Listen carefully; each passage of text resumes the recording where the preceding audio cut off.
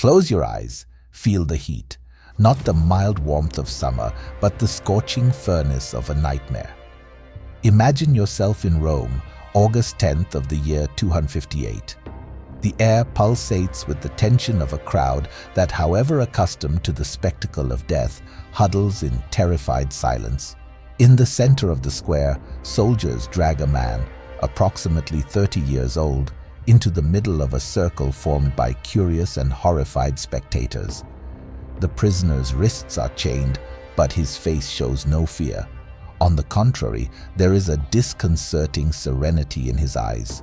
In the center of the square awaits an instrument of torture that would make even the toughest warriors tremble, a gigantic iron grid suspended above burning coals. He is stripped, stretched out onto the metal, his limbs bound so he cannot move. The heat is unbearable even before his body touches the scorching surface. The coals are stoked, the metal begins to turn red, the smell of burning flesh spreads through the air. The crowd expects to hear screams of agony, pleas for mercy, but what happens next defies all human comprehension. The man remains calm. His face, instead of contorting in agony, seems transfigured by a kind of ecstasy. And then, to the complete astonishment of all present, he raises his head and addresses his executioner with a clear, audible, and unbelievably good-humored voice. "You may turn me over. I am well roasted on this side." This was Lawrence of Huesca, a deacon of the Church of Rome, and his extraordinary courage in the face of one of the cruelest deaths ever recorded in history would transform him into one of Christianity's most revered martyrs. But how? How does a human being reach such a point of heroism or madness? If you are ready to delve into the most incredible secrets of human history, hit the like button, subscribe to the channel right now, and join our quest for hidden truths. You won't believe what the past reveals to us. To unravel this surreal moment, we need to go back in time. Lawrence was born around 225 AD in Huesca, in the Roman province of Spain, present-day Spain. The son of Christian parents, he received a good education and from an early age showed great religious devotion. During his theological studies in Caesar Augusta, today Zaragoza, he met the future Pope Sixtus II, with whom he established a strong friendship that would change the course of his life.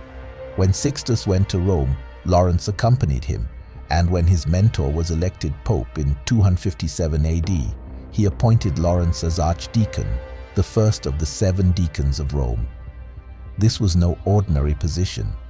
In the structure of the early church, deacons played crucial roles, not only spiritual, but also administrative.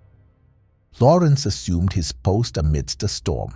The Roman Empire, under Emperor Valerian, had unleashed one of the most severe persecutions against Christians. In 257 AD, a first edict ordered all bishops, priests, and deacons to sacrifice to the Roman gods or be banished. The following year, 258 AD, he further intensified the persecution with a second edict. Christian leaders who refused to abandon their faith would be immediately executed. The storm soon reached the heart of the church in Rome.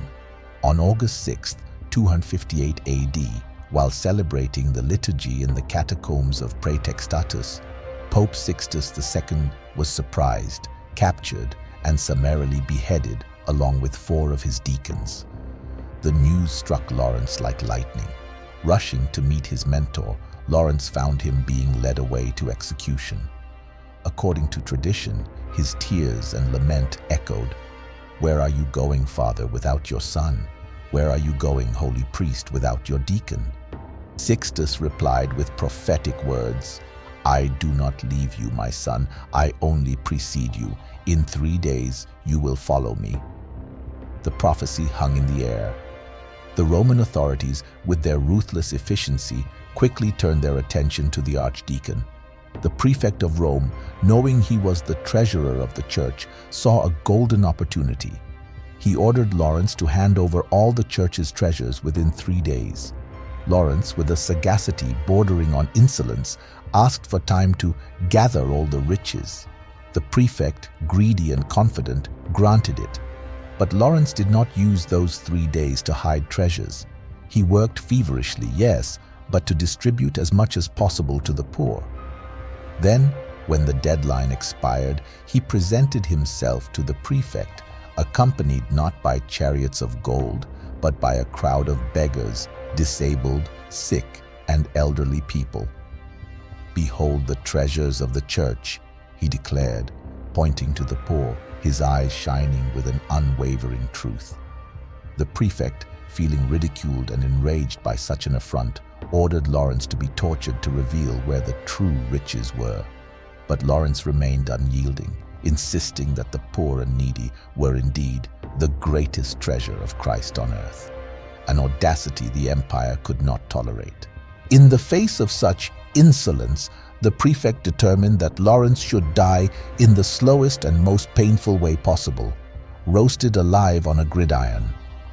It is almost impossible for the modern mind to comprehend the level of pain involved in this type of execution.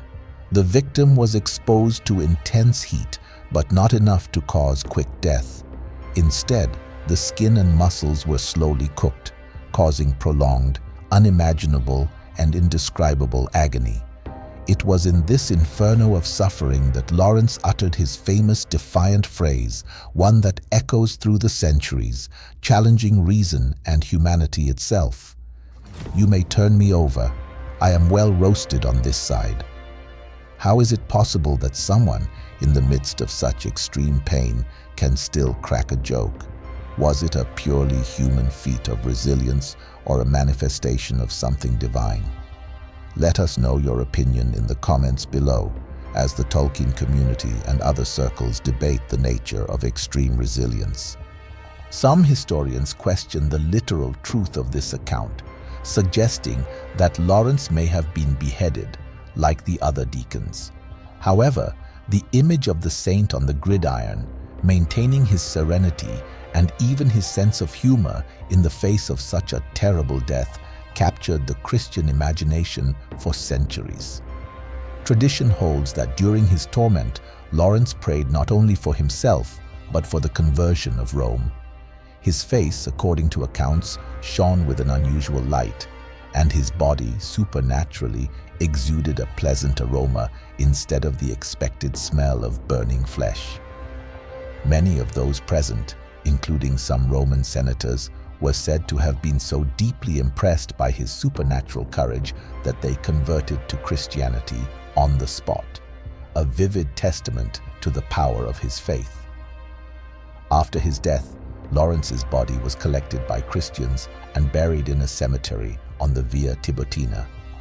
When Emperor Constantine legalized Christianity in the following century, a small basilica was erected over the martyr's tomb, which would later be enlarged and become the imposing Basilica of St. Lawrence outside the walls, one of the 7 pilgrimage churches in Rome. But St. Lawrence's influence far transcended the limits of the city where he died.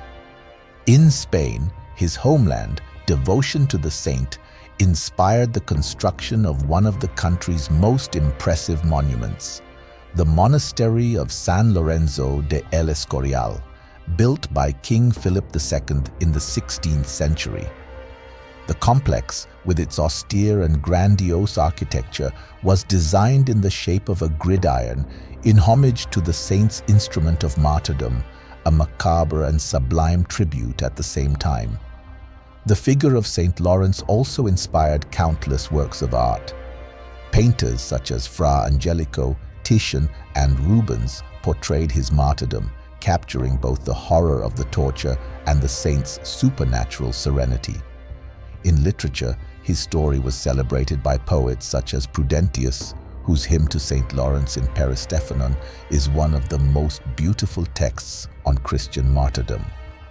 What makes Lawrence's story so extraordinary is not just the physical courage with which he faced a terrible death, but his ability to transform his very suffering into an unwavering testament of faith.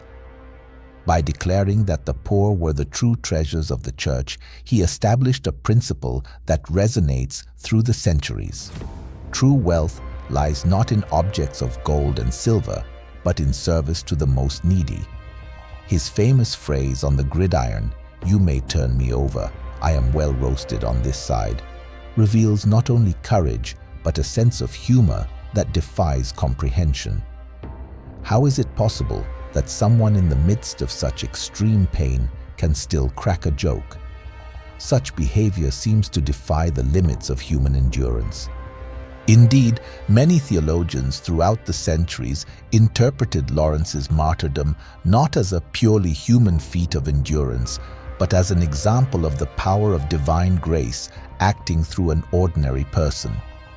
Saint Augustine, one of the great church fathers, wrote about Lawrence, "His love for Christ burned so intensely that he did not feel the external flames."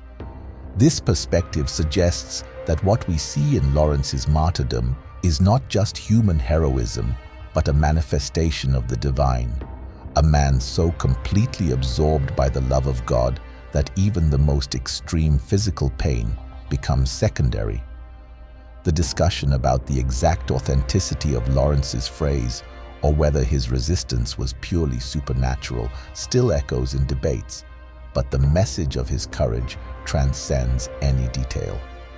Whatever interpretation is given to his martyrdom, it is undeniable that Lawrence's story touched something profound in the human psyche. His name lives on not only in churches and works of art, but in language itself. The term laurel, as a symbol of victory and honor, is etymologically linked to his Latin name Laurentius, which means crowned with laurels, a poetic etymology for a martyr. The story of St. Lawrence challenges us to reflect on our own priorities. What do we consider treasures in our lives? For what values would we be willing to suffer? His life and death remind us that there are things worth living for and, if necessary, dying for. In modern times, when comfort and security are so valued, the story of this man who smiled in the face of the cruelest torture serves as a powerful counterpoint.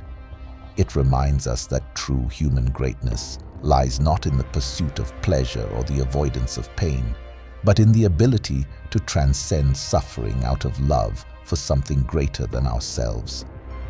Catholic tradition celebrates Saint Lawrence as the patron saint of the poor for the treasures he distributed, of librarians for the literary treasures of the church he protected, and with a touch of appreciative irony, of cooks. His feast day is celebrated on August 10th, the date of his martyrdom. And on the night of his feast, an astronomical phenomenon seems to pay him homage. The meteor shower known as the Tears of St. Lawrence streaks the summer sky with trails of light, as if they were the coals that consumed him, now transformed into shooting stars, a celestial spectacle in his memory.